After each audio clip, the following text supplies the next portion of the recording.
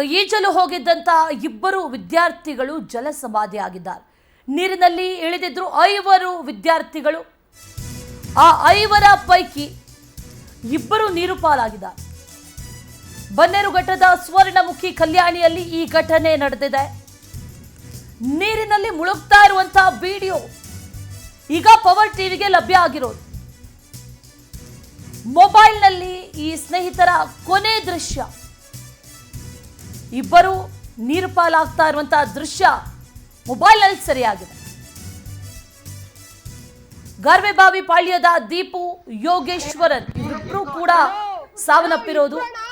ಈಜು ಬರ್ತಾ ಇರಲಿಲ್ಲ. ಆ ಹಿನ್ನೆಲೆಯಲ್ಲಿ ನೀರಿನಲ್ಲಿ ಮುಳುಗಿ ಸ್ನೇಹಿತರು ಸಾವನ್ನಪ್ಪಿದ್ದಾರೆ. ಆ ಟೈಮಲ್ಲಿ ವಿಡಿಯೋ ಕೂಡ ಮಾಡ್ಕೊಳ್ತಾ ಇದ್ರು. ಆ ವಿಡಿಯೋ ಈಗ ಲಭ್ಯ ಆಗಿದೆ ನೋಡಿ.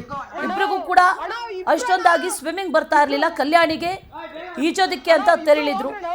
5 ಜನ ಹೋಗಿದ್ರು. 5ರಲ್ಲಿ ಇಬ್ಬರು ಈಗ ನೀರು ಪಾಲಾಗಿರೋದು. ಜೀವ ಉಳಿಸ್ಕೊಳ್ಳೋದಕ್ಕೆ ಬಹಳ ಹೊತ್ತು ಹೋರಾಟ ನಡೆಸ್ತಾರೆ ನೀರಲ್ಲಿ. ಆದರೆ ಇಬ್ಬರಿಗೂ ಈಜೋದಕ್ಕೆ ಆಗಿಲ್ಲ, ಪರದಾಡಿದ್ದಾರೆ. ರಕ್ಷಣೆ ಮಾಡೋದಕ್ಕೆ ಹೋಗೋದಕ್ಕೂ ಕೂಡ ಉಳಿದ ಸ್ನೇಹಿತರು ಪರದಾಡಿದ್ದಾರೆ. ಸ್ನೇಹಿತರ ಕಣ್ಣೆದುರಲ್ಲೇ ಇಬ್ಬರೂ ಕೂಡ ಪ್ರಾಣ ಬಿಟ್ಟಿದ್ದಾರೆ.